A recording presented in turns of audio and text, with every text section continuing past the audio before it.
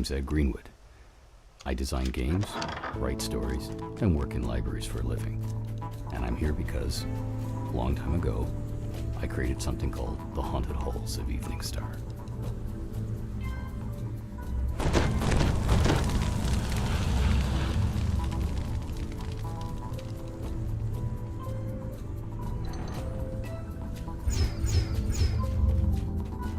At that time, modules were written using a printed book, and I don't mean that it was a guide or anything like that. There was a pre-prepared blank book of pages, and you would storyboard your illustrations and everything, so everything would be organized, and so that your text would actually fit, something I was notoriously bad at when I started. And when TSR made the decision to buy the realms and make it the official world for the unified world for the second edition of the game, they gave me an assignment to write a D&D module, The Endless Stare, so I would learn how to follow this format. So I had mastered the sort of in-house technicalities thing, but they then asked me for a whole list of dungeons. What do you have in the way of dungeons, they asked. And I gave them about 4 pages of names of dungeons, their locations, and what they were.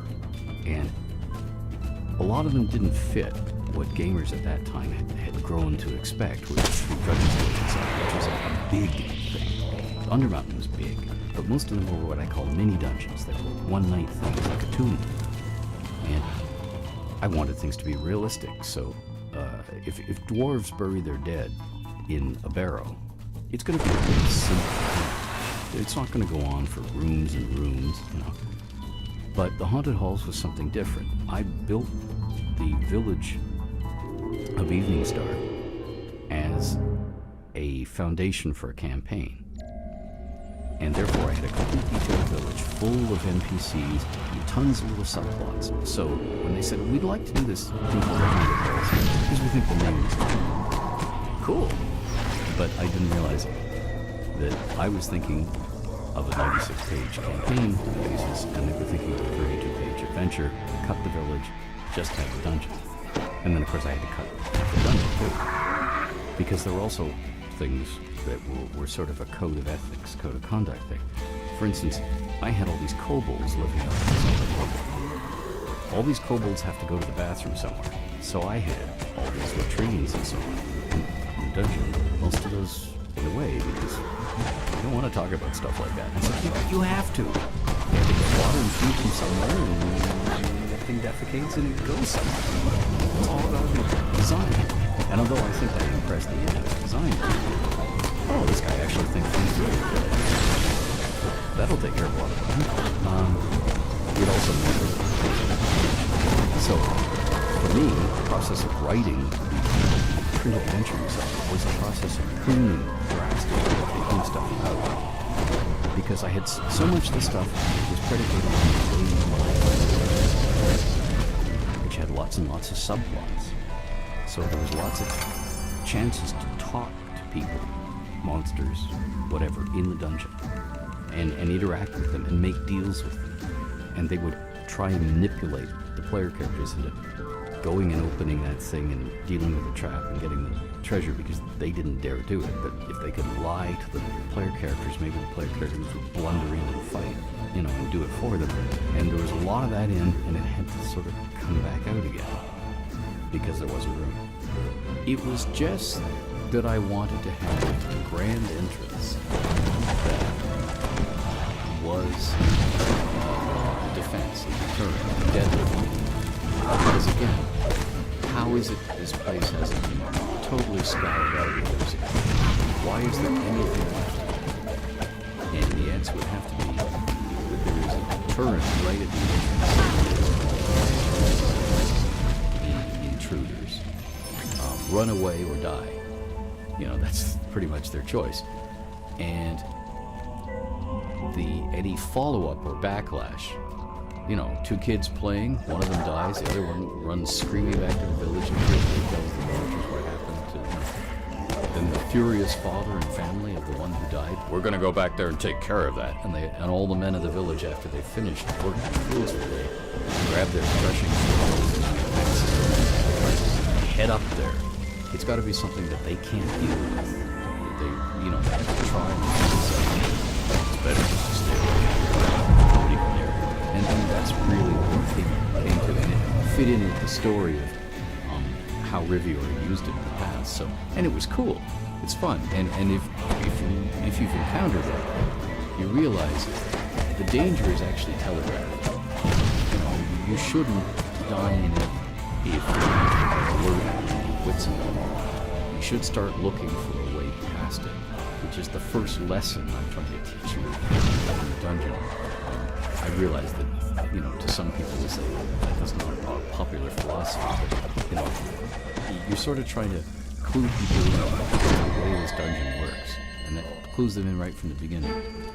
There are going to be traps. There are going to be obvious traps, not to mention green slime or anything, but there's always going to be a way around it. Look for a way around it. Look for a hidden way around it. And be careful when you're looking. The gore factor, and the other thing is, in practical terms, and, again, what can make it into a final game depends on, how much we want to overload the user's computer. But you just naturally think as a designer that a spike trap, there's going to be things that have fallen down in between the spikes, like fell in there from earlier people who ran foul of the trap. Like if the body fell and got impaled on the spikes and was later removed by fellows who wanted to get it raised, maybe something fell off and fell down between the spikes and missed and forgotten. It's still there, like a dagger or a vial that has potion of healing in it, or a bunch of keys, or something even more intriguing. What is this thing? I don't know, but it looks powerful. It was glowing. It wasn't glowing when you picked it up, drop it, hurry. Yeah, but I don't want to. It's magic. It's glowing. It's magic. We can't just leave it here. Yes, we can. We can, just before the whole room blows up. No, you don't understand. If we just leave everything here, well, we'll never make this. This could be our ticket. We could have mansions full of dancing girls. I hate dancing girls. I'm a girl, remember? Just pick up the glowing thing. No, you pick up the glowing thing. You carry it, and you run like 2 rooms behind us. So when you blow up, all that stuff. I want those sort of things. I don't want the it's a rusty dagger. 2 rusty things. The dungeon master says, fine, we move on. So the spike trap is fun because you can put all sorts of things in it, and it doesn't feel as dirty, as cheating as some of the traps, like the trap that closes again above you, the trap that fills with water and then the skeletons rise out of the water and attack you. You think, really? But when you start to begin the dungeon master is your foe, rather than just the entertainer presenting the dungeon to you. One of the things that the passage of time allows you to do is the flexibility to just change things. Things have changed in the intervening time.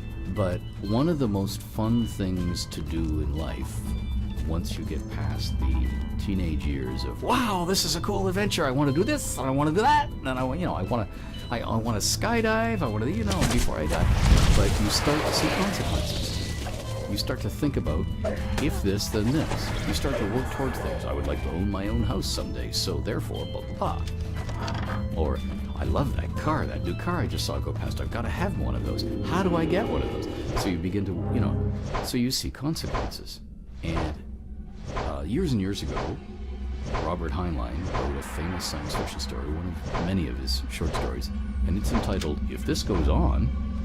And of course, that's what you're getting at here. If things go on the way they're going, then what will happen? People who do your weather forecasts do this all the time, but it's fun to do it at a longer range. What will have happened since the haunted halls as we first saw them? Because in what you change, what you add, what things have, quote, happened, you can steer things in a particular direction.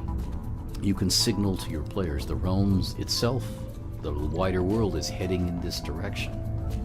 Or wouldn't it be cool if this that went so far if you as the player character stepped in and took it further, you could end up being king or something like that, and it just dangles possibilities in front of them. And that's the fun thing, the secondary fun. The first thing is the excitement, the stuff that every kid sees at the beginning of Indiana Jones in the first movie when he's frantically trying to get out of the dungeon and not get killed. That's the initial excitement. But the secondary excitement is I have all these choices in front of me, all these possibilities, but I only have so much time and only have so much resources. Which one will I choose? And there are entire games, board games and computer games, that go to that second one. It isn't just, bash monster, take treasure. Or, oh, this fight is with a bigger boss than the last fight. It's, hey, now I gotta make a decision here. Which way shall I go? It's the feeling that it's real, and the feeling that it can be reused, and you could live there, and it goes in all directions. And it is a fun dungeon crawl that feels like a real place to be. It doesn't feel like a constructed dungeon. It doesn't feel like I sat down and designed a dungeon and then put my player through it. This is a real place that I just described. And in fact, that's the approach I try and use with the entire realm. This is a real place. I'm just describing it for you. And I'm not nuts. I don't really think it's real. And that doesn't mean that the moment I describe it, we can't change it. I'm always working with other designers to change things. We need to have elves here. You realize this has to be a port. So put in a canal. I don't mind making changes, but that to me it feels real. It feels like a real place. You walk around it in my mind. And it feels like a place I want to visit. It's an interesting dungeon. It's got all these weird... It feels like I would want to walk around inside it. And it also feels like it could have been somebody's stronghold. Not totally unrealistic for that purpose. And by the way, it has bathrooms. So, I could visit it. I could live there. Yes, it started before D&D. I was a fan of fantasy, sword and sorcery short stories, particularly the Fafhrd and Grey Mouser stories that Fritz Leiber did in Fantastic magazine. These were self-contained stories, but if you happen to pick up enough issues of the magazine, you realize that they were episodes of the lives of these two heroes, and there was a shared world in all of these adventures, and you saw a little bit more of it in each story in the background. So I decided I was going to do this at the age of 6, and I started writing, and I should just give you a little backstory here. I grew up voraciously reading everything in my father's den, and my father had everything from wartime pulp, Give One to a Family Uniform paperbacks, to all the great classics of English literature, and all this radar and radio stuff that he did because he was a radar physicist. And I would come running upstairs with something like The Owl Hoot Trail, She Was Staked Out Nude in the Snow to Die, which you might think was a pretty racy novel, and so did I at the time, but it was pretty racy for 1930, And I would invariably come running up and ask my dad, "This is great, Dad. Is there anything more? Did this writer write anything?" And my father would almost always reply, "If you want to read, son, you're going to have to write it yourself. That writer died in, fill in the year." So I would rush downstairs and write a horrible pastiche of that writer's output, and gradually learned all the bad things not to do in writing and some of the good things. So one of the things I did was, coming across Fafhrd and Grey Mouser, I decided to do my own, and I didn't want to copy what the Fafhrd and Grey Mouser were doing. I loved the fact that they depended on each other, the sort of buddy relationship. But my character was a fat, wheezing, food-stained moneylender called Mert, a merchant, who used to be a sort of Conan type years and years ago, before his knees went and his belly grew. He can no longer outrun people, he can no longer outfight people, so he has to outthink people. And I was mainly interested in the repartee and the humor, So Mert wasn't very good at this, which meant at the end of each short story, he usually left town hastily, a step ahead of his creditors, rivals, and the authorities. And what that meant is, he was going from port city to port city along a coast, the Sword Coast. It was so-called the Sword Coast because it was the seashore where the mainland met the Sea of Swords. And each of these cities had to have a name. So I built the realms hopping south from Luskin, Neverwinter. Oh yes, it's much older than the computer games. And so I went. And that was where the Forgotten Realms started. And then later on, I became interested in what became Cormyr, the Dales, the Moonsea, and then I joined them with caravan routes through what Jeff Grubb later called the Heartlands of the Realms. And that's how the realms grew. Long before, we're talking 1966, where I started writing, 1967, before I knew it was called The Forgotten Realms. And so that's long before the game first appeared. Most people who weren't in poetry,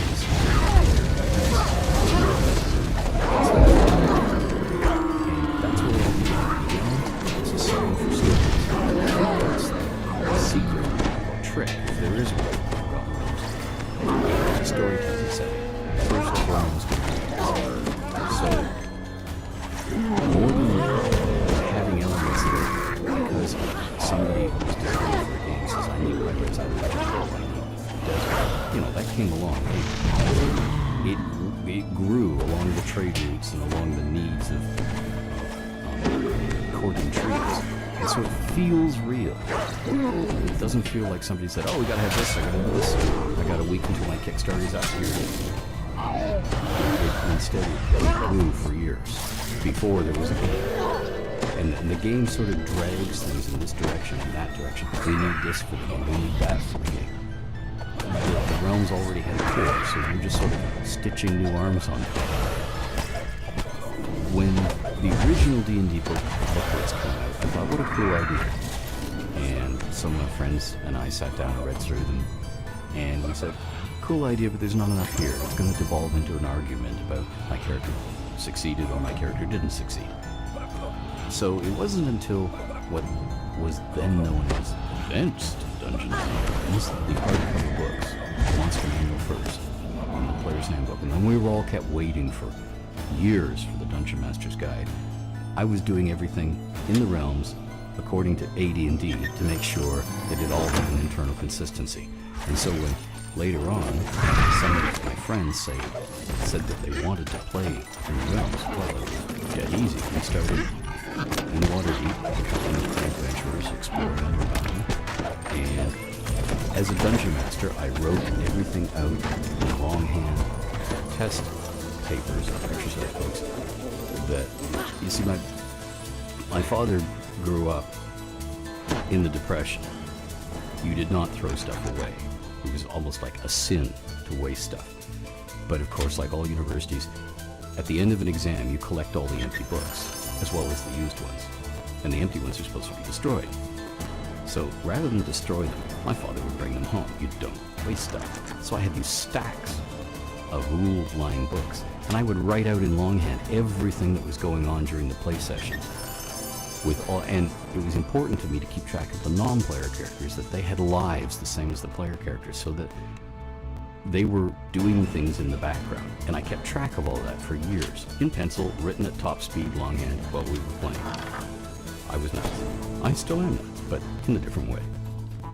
The doppelganger does not want to fight right away. It wants to discover as much as it can about you. And therefore, doppelgangers are used by other monsters in the realms, beholders, illithids, a lot, as spies, as go-betweens. Whereas your typical beholder or mind flayer cannot move down the street of a city to make a mercantile deal with somebody without, everybody running and screaming and the city watch being called and the watchful order of mages, if it's Waterdeep, showing up to hurl spells at it. They can send a doppelganger that's in the shape of just another human, no problem. And they can literally be in the back room, floating there, with their benefits and driving. And then the doppelganger goes and reports to them, comes straight back, does it for you, here, cut the deal, here, they signed, And in this case, you could, any chance in a dungeon, use the roll, use the fight, likes the fighting perspective. So you recognize that surgeons, roll, stone cold robots, a few moments of fresh fighting starts getting it's not so much the endurance.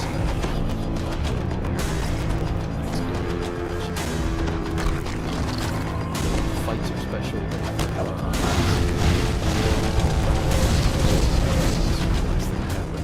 Hopefully not the last thing that happens for you. But that happens too. Yeah. But you know, so the doppelganger's a chance to talk and to try and manipulate and to creep out the players. So any chance I can do all of those things, I'm in. Yeah, if you've played a lot in the realms, you will soon begin to realize that doppelgangers are everywhere, particularly in every large urban center, both cities and market towns where lots of people pass through. Because doppelgangers are the ultimate deployable monster. In early D&D, there was a lot of see the monster, bash the monster. See the monster, attack! Well, if a doppelganger is doing its thing properly, you don't know it's a monster when you first meet it, because it will have a default thing that it looks like, which will probably be a human. And it will probably be a human of the inoffensive, not dangerous sort. Or whatever is appropriate to the terrain. From a non-edible lizard to a lame horse that you're not, whatever. Oh, I have to be a little careful here because we still have some secrets we haven't revealed yet, but basically Rivior is remembered as a bandit lord, a robber baron, and he was. And the Haunted Halls was the dungeons underneath Rivior's keep, and Rivior's keep the keep itself has vanished long ago. But Rivior raided out of there, and the bit I have to sort of gloss over is, in Cormyr's past, Arabelle, the large city that is to the east, was independent. And there were a number of independent kingdoms up here, like Hesper. And the actual delve that has become the Haunted Halls dates back to that time, and had something to do with that independent kingdom. Rivior took it over later, and he was the local robber baron who used it as his hideout, his lair. And between the traps that were in it, men and women defending it was just a place that nobody went near. There were people who raised their sheep. They just sort of ignored the fact they were going past the entrance to the Haunted Halls, and the people who were using the Haunted Halls just sort of ignored the fact that they were shepherds. And if ever there was an encounter, they killed the shepherd. So the locals in Eveningstar just said, it's a good place to stay away from. Enter the adventurers. The Zentari, it's a little bit of a complicated thing because everybody who knows of them in the realms, who's outside the Moonsea area, outside Zendel Keep, just calls the Zentari, uses the term Zentarim for those nasty guys from Zendel Keep. And the Zentarim are actually a black network, and black as in also that was, at that point, their heraldic badges and so on, they use black.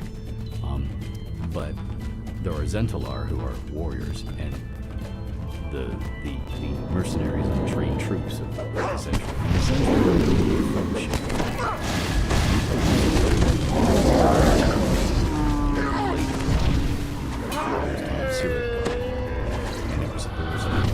rivalry between various priests of Bane, the High Imperceptor and others, and the High Imperceptor ran the church, and these were the rebels, the ones in the Zentrum were the rebels who were trying to break away from him. With the aid of Beholder allies, there were a few Beholders operating in the background, but mainly when we think of Zentrum, we think of evil wizards, led by Lord Manshun.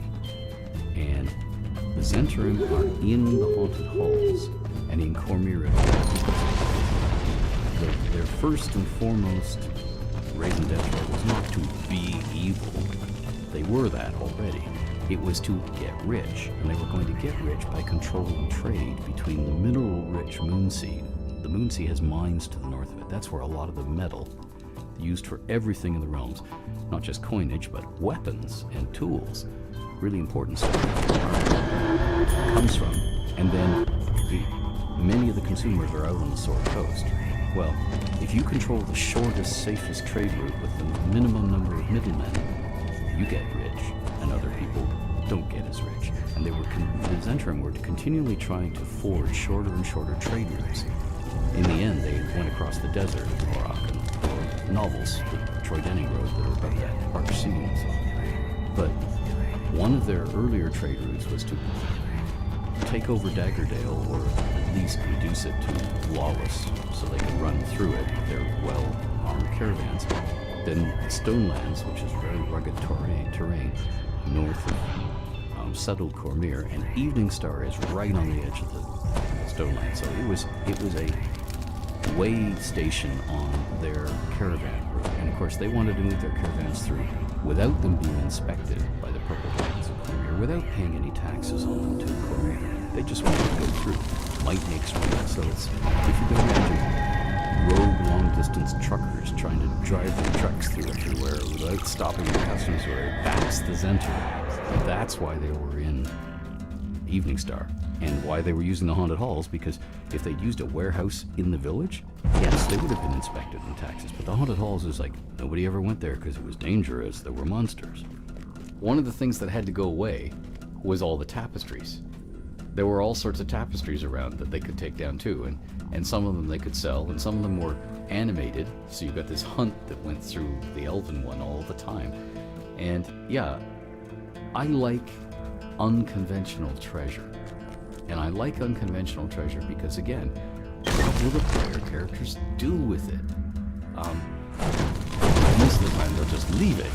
If they're not prepared to deal with being conventional, I don't see any coins, I don't see any weapons, nothing's glowing, move on.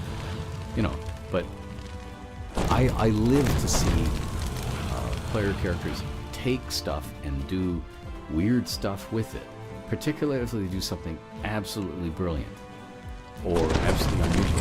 That particular painting, it was set up to give people who think out of the box, to use the expression, something really cool to play with. Battle Horrors are beefed up versions of Helmed Horrors. Helmed Horrors are a monster I came up with long ago for the realms. They're a guardian monster. They are an animated empty suit of armor.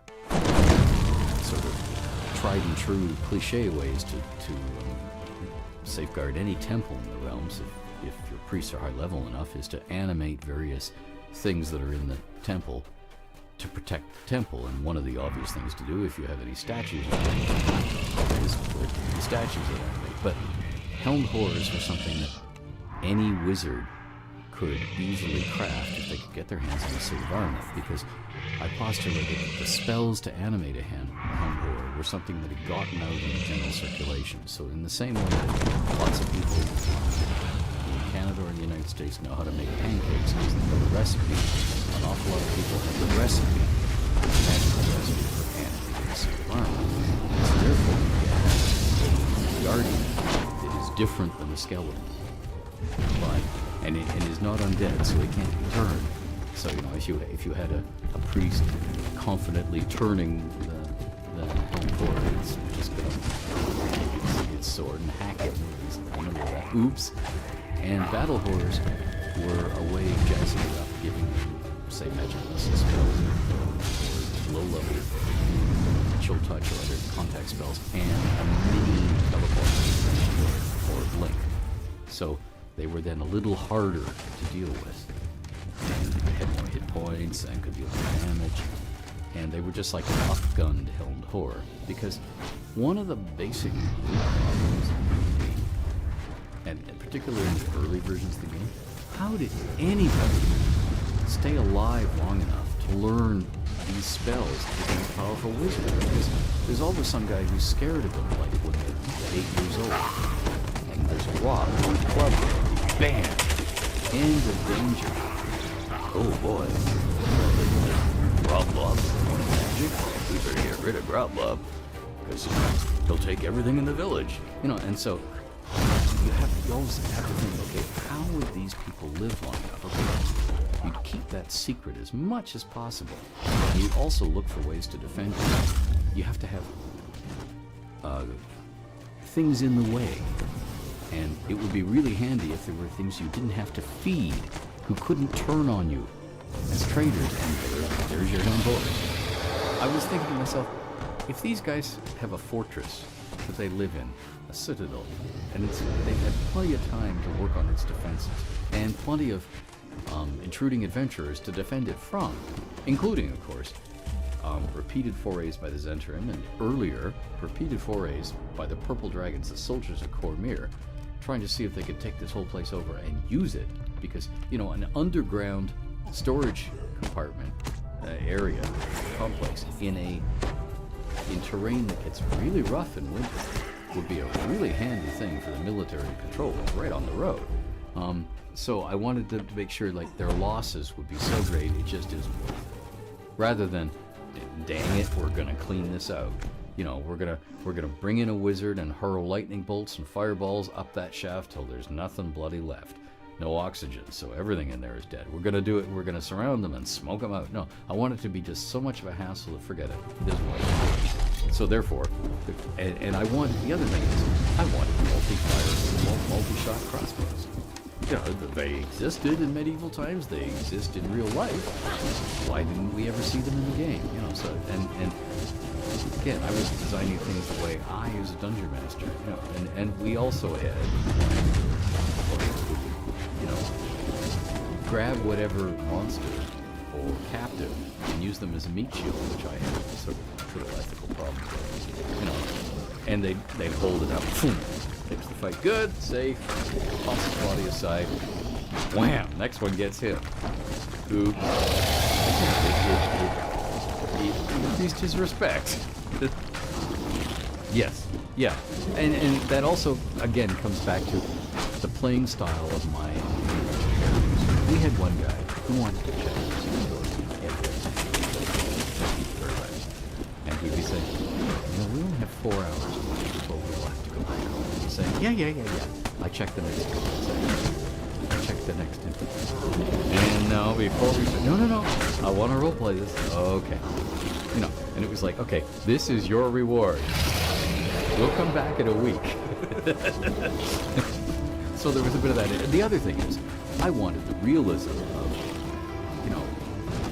people who are building these things for a particular purpose. In this case, they want a lot of separation. In the second case, they are tunneling to join two separate things. So that's why you have to. And the other thing is, and this is metagaming, in the early days of D&D, it was the Geomorph. And you had players who figured out, if the Dungeon Master is using a Geomorph, every single 10-foot of this array is going to be used. So we just have to find a way into it. There's got to be something in there. So I'll just bash on the wall. If it seems solid, bang, we smash it with our hammers and so on. And then we start digging through the dirt. I'm sure we'll get in there somehow, even if we don't find it. And it's like, no, you have to tell these people, guess what?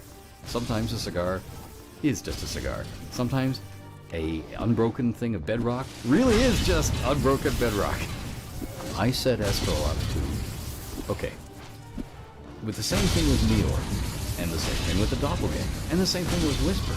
Any good life, in real terms, and any good story, is a series of moral choices. It's making those moral choices that makes things interesting. So, that's why I have people like Meteor and Estral in the dungeon. The pretty female. It's so that the player character who is sort of programmed through repetition to attack things, to always fight, to bash, and to plunder, is going to have to think twice. This woman's obviously dead. Do I plunder the body? There's nothing there to plunder. How did she die? It doesn't matter. It's that moment of, I don't know what's going on. example, that the moment that you're not sure what to do next, you're role playing. You know, every time I could encourage that and add more questions and mysteries, because the more questions and mysteries, the more loose ends you have, the more adventure has something to hang a later adventure on, or the more a player has to go off in this direction or in that direction. We're going to find out.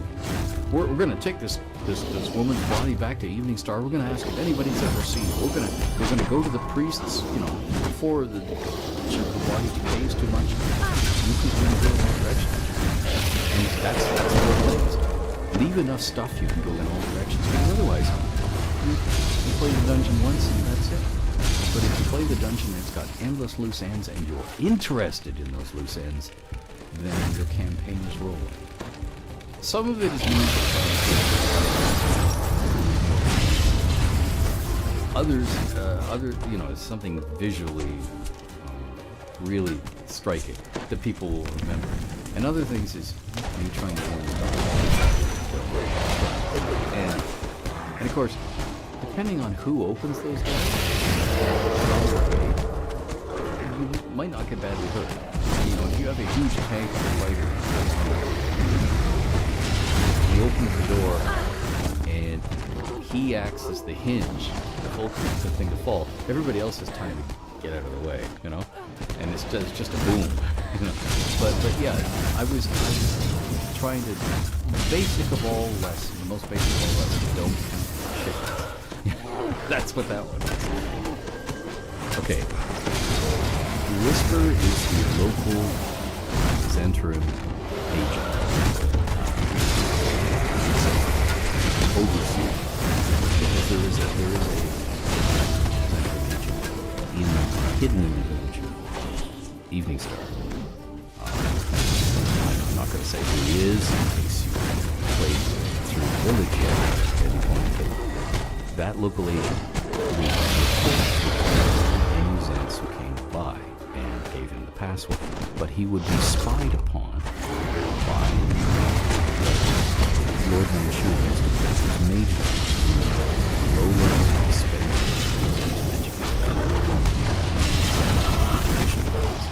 Whisper was one of those. He located.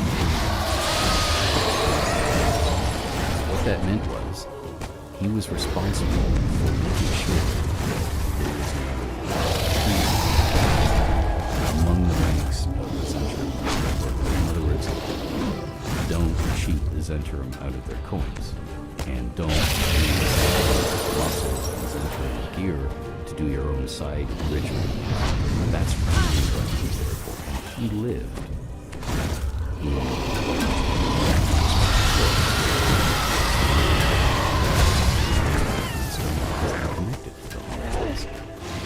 In my original Whisper, dealing with areas of the Haunted Halls I tried to conquer, because I had to have the situation that way, or there's no justification for there to be any treasure, you know, any of the things, like all sorts of things that you will come across in the dungeon. There's no excuse for anything stupid. If Whisper has cleaned out everything, mastered everything, he's going to keep one or two traps and then he's going to clean out everything so he's got the rest of it so he can use it. And that isn't the case, so you then have to pause it. There are bits of this dungeon that are outside of Whisper's control, and it just isn't worth it to try and clean them up. It's better for him to have all these things in operation, all these monsters living in the house, because it does make the dungeon more dangerous, and you know, if people show up and go through it, bad things are going to happen. They're going to go running, screaming back out, assuming they survive, and say, oh my gosh, you know, there's trolls in there, there's this, there's that. And if they don't survive and just don't come back, then it underscores the thing, and the danger of the dungeon, and maintains its image, and leaves him free to do other things with his time than deal with the dungeon. It's better for him to have largely wild. And so therefore, this was a really cool way to have something that Whisper wants to manipulate intruders who've made it this far, player characters, adventurers who are successful, well, maybe you can just go in there and take care of that for me, because that's something I haven't been able to deal with. So I'm gonna put these dangerous, blundering into every back room of the dungeon intruders to use. I'll just try and manipulate them into going over there and fighting that for me. Good, cool, that takes care of that. We're gonna get some use out of these bozos. That's Whisper's sort of. And if they get killed in the process, oh good, because that takes care of the big battle I would otherwise have had to have with them. So, it's a win-win situation for Whisper. The Zentrum is a very cutthroat organization. It's one of those things where if you can kill the guy above you, you might be able to replace him. And therefore, there are people gunning for you, particularly at the lowest levels, because there are all sorts of ambitious wizards who have been starving for years, and they would sort of like a job. And they bought this image of the Zentrum as this big, bad killing machine, this huge network. So they had a boy. Therefore, to defend himself and protect himself, he was coming up with all sorts of ways to make himself seem more formidable than he was. And one of them was to use his own apprentices, who he was worried about trying to kill him, when he was asleep or weak or unawares. He wanted them to magically, because of his spell, look like him, act like him, speak like him, dress like him, so other people would think that each apprentice was Whisper.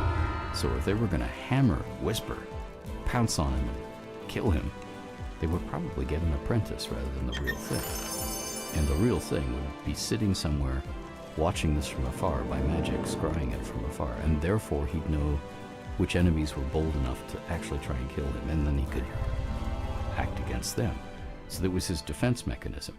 He wasn't high enough level to be blowing people away with spells that he could just casually